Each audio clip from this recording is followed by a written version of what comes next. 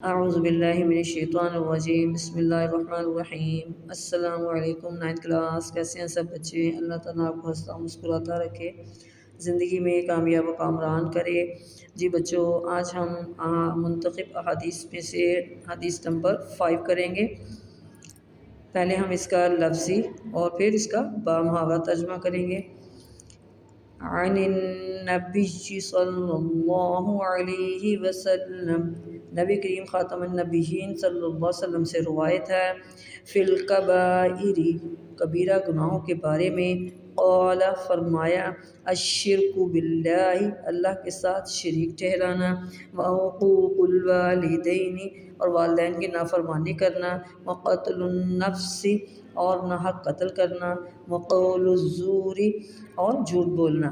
اب اس کا بامحاورہ ترجمہ ہے جی۔ عن النبی صلی اللہ علیہ وسلم فی الکبائر، رسول اللہ خاتم النبیین صلی اللہ علیہ وسلم نے کبیرہ گناہوں کے بارے میں قال فرمایا، الشرک باللہ، اللہ کے ساتھ شرک کرنا، وعقوق الوالدین، والدین کی نافرمانی کرنا، وقتل النفس، اور قتل کرنا، وقول الزور، اور جھوٹ بولنا۔ جی بچوں آگے ہے جی حدیث نمبر 6۔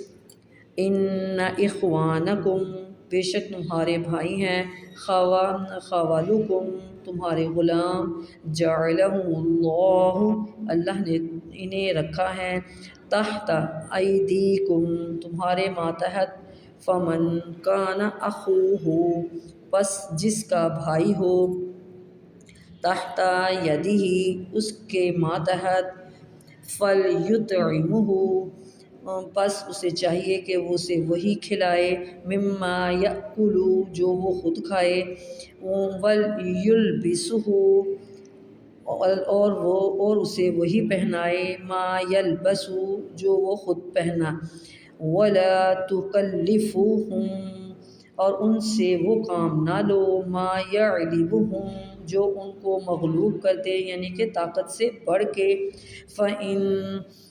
فَإِن کلفتموہم،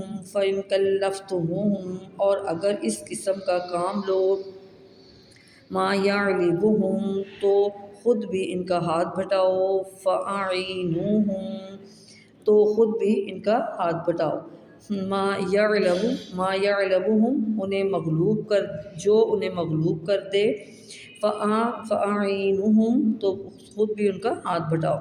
اب آگے اس کا بامحاورہ ترجمہ۔ ان اخوانکم، خوالکم، تمہارے غلام تمہارے بھائی ہیں، جعلہم اللہ تحت ایدیکم، انہیں اللہ تعالیٰ نے تمہارے ماتحت رکھا ہے، فمن کان اخوہ تحت یدہ، چنانچہ جس شخص کا بھائی اس کے ماتحت ہو، فلیطعمہ مما یأکل، اسے چاہیے کہ اسے وہی کھلائے جو وہ خود کھائے، ولیلبسہ مما یلبس، تو اسے وہی لباس پہنائے جو وہ خود پہنے، ولا تکلفوہم ما یغلبہم، اور ان سے وہ کام نہ لو جو ان کی طاقت سے بڑھ کر ہو، فَإِن کلفتموہم ما یغلبہم فَأَعِینُونِی، طاقت سے زیادہ ہو اور اگر ایسے کام کی انہیں زحمت دو تو خود بھی ان کا ہاتھ بٹاؤ۔ جی بچوں، یہ تھا آج کا ہمارا سبق۔ آپ نے حدیث کو لفظی اور بامحاورہ بہت اچھی طرح یاد کرنا ہے۔ دعا میں یاد رکھیے گا۔ اوکے، اللہ حافظ۔